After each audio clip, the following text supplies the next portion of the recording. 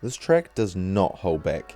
You get 100 metres or so before starting the relentless uphill with several switchbacks, which causes a few lazy hikers. Just up there's the track, and you can see people trying to cut a bit of time out and causing quite a bit of damage up on this track instead of going around the normal way. So I understand trying to do things a bit quicker, but not at the expense of our wonderful bush. There's unfortunately quite a few examples of people doing this. This track's quite good. It has quite a few of these little signs here. I believe there's 3, definitely 2, but I'm pretty sure it's 3. And it gives you a bit of information about the area and the wildlife and some of the plants. And it also tells you how far up the track you are. Though I'm only 25 minutes in on a 2 to 3 hour tramp, and it's already saying I'm a third of the way. So I know for a fact that is it's a bit of a lie. So still got quite a bit to go. So, but you know, it's quite good with a little bit of information, and I'll try to point out some of the plant life that you can find up here. And there's some right here. This plant here is called horopetu, or as I like to call it, horopetu, because that's its name. If you pick one of these off and chew on it, it has a very fiery, peppery taste, and it lasts so long in your mouth. It burns. It's sort of like it's a combination of like a chili and like really hot pepper. It's a real unique taste, and you can tell it's this plant by the red colouring around it. What I love to do is you take people into the bush and you pick one off, and you say, this plant actually tastes like Coca-Cola. You chuck one in your mouth and you pretend to chew it, and then they take one, and then they're like, oh yeah, it's quite nice. A minute later, it is just so hot, so for a very long time. But fun fact about this plant here, the local Maori used to use this to cure stomach ache and toothache as well, and also fungal infections. It's a very good antibacterial and antifungal plant when it's crushed up or ingested. So very handy little plant, and good little practical joke on your mates as you're going up. However, there would be no practical jokes happening as I was hiking solo and still had quite a bit of ground to cover.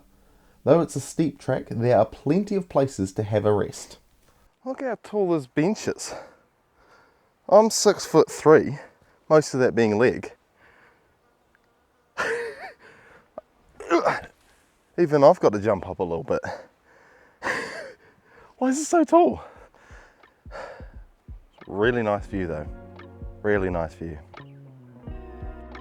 Carrying on up this beautiful track, enjoying the sounds of birds and the rustle of the trees, you will come across yet another sign giving you a false sense of progress, before coming up to this sign warning you of a dangerous slip. Though it looks doable, it's just not worth the risk, as there is an alternative track provided. This is the slip that you avoid with that little detour. Doesn't look too bad until you zoom out and realise, yeah, no, I don't really want to risk that. Just past this point, we come to one of the main draws to this track, the bridge, spanning a deep valley and offering slightly gut-wrenching views. I couldn't find how tall or how long this bridge is, so if anyone knows, I'd love to hear it in the comments down below. But once past this bridge, the last and steepest part of the track begins.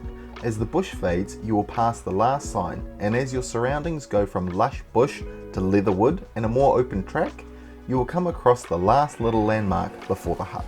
It's a little bit of a tradition of mine. Whenever I come up this track, which I've done many times now, I always just go down here, grab one scoop of this fresh, beautiful mountain water.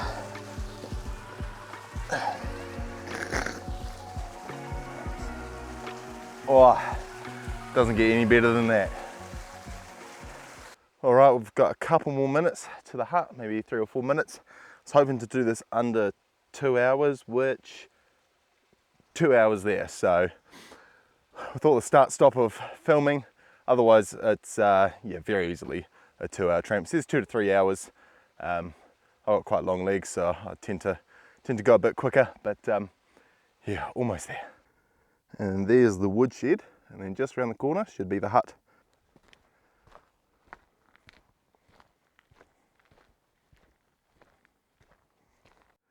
Right, well, we have arrived at Rangi Hut, and it is a gorgeous hut. I've been here a few times and never ceases to disappoint. It's gorgeous.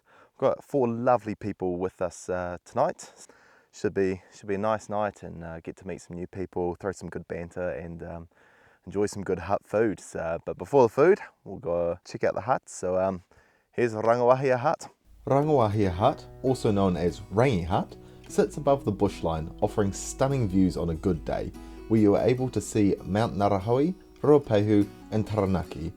For the best view, head up this track to a bench with 360-degree view, where you can see the woodshed, 2 beautifully painted long drop toilets and 2 additional sheds. The hut has 2 water tanks, multiple picnic tables and a veranda. Head inside to find a large seating area, plenty of bench space, a warm fire, 2 sleeping quarters and an overall very welcoming feel. So I sat down, signed into the hut book and settled in for the night.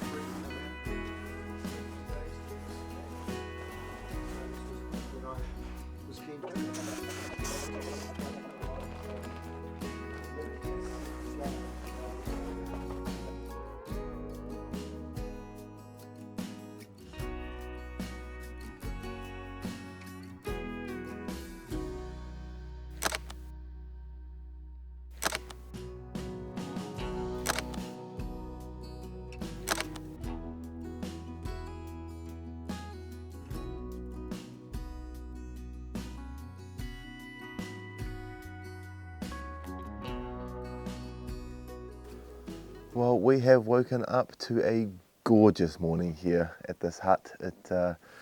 Not a cloud in the sky and hardly any wind. However, it is freezing.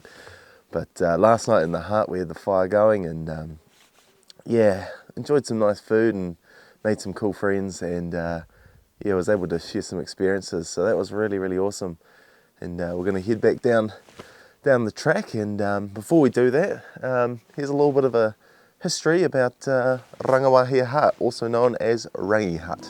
One of the first things you'll notice about this hut is all the skis on the walls. This is because in the early 1930s, a group of men decided to turn the old shepherd's hut into a ski club, so they built onto the existing hut. The surrounding slopes made for great skiing, and the club had 80 members at its peak. Even a rope lift was installed, though there is no remains of this today. However, with the arrival of World War II, the hut was more or less abandoned, and the ski club faded. Until in 1967, when the Palmerston North Tramping and Mountaineering Club rebuilt the hut that so many people remember today, Rangi Hut number 2. Though a vast improvement on hut number 1, Rangi Hut number 2 was once again rebuilt in the summer of 1983 to 1984, and it's that hut that still stands to this day. So next time you go to Rangi Hut, or visit it for the very first time, remember its rich history and the people who made it what it is today. I think it's important to remember and recognise that every hut tells a story, and I can't wait to show you more. So if you enjoyed this video and want to see more, then subscribe and check out this video here, or leave a comment about your experiences hiking. Thank you so much for watching, and I'll see you in the next one.